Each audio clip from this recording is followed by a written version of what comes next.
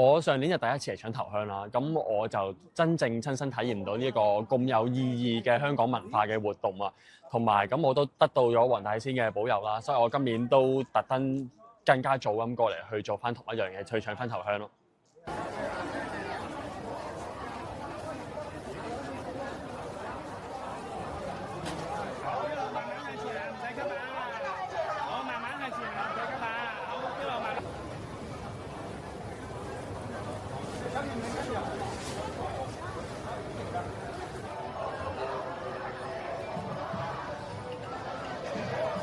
咁都有30幾度，都曬到好辛苦，擔住把遮咁啊！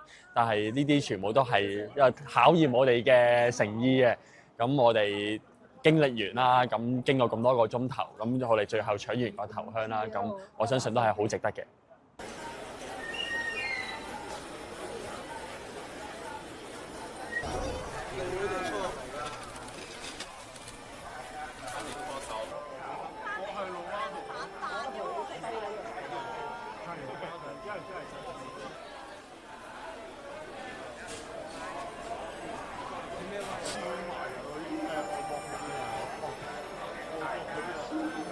因為我裝頭炷嚟拜頭炷香之後咧，個生活開始順利咗。係咪最重要就係屋企人啊、長輩啊啲身體都健康，同埋自己事事都順利咗。咁啲長輩話你拜開順咧，就要年年都嚟拜嘅，咁所以我就堅持嚟咯。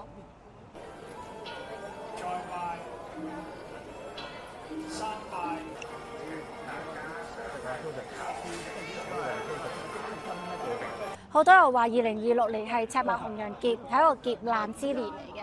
咁我希望求黃大仙，如果真係有呢樣嘢嘅，可唔可以化險為夷，令到香港人甚至乎全世界嘅人咧都可以和平咁樣生活，過一啲幸福快樂嘅生活咯。呢個就係我最大嘅一個心願咯。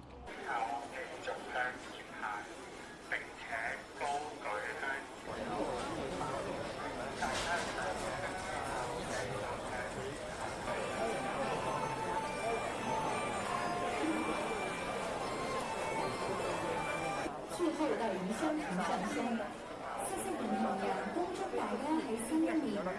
望過嚟，1、2、3。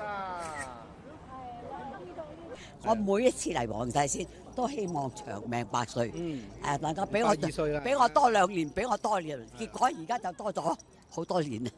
即係嚟拜1年就可以多2年。係啊，點知多到而家95啦，所以我好感謝黃大仙。好靚啊！靚咗靚啊！我揀到咁靚，成熟靚。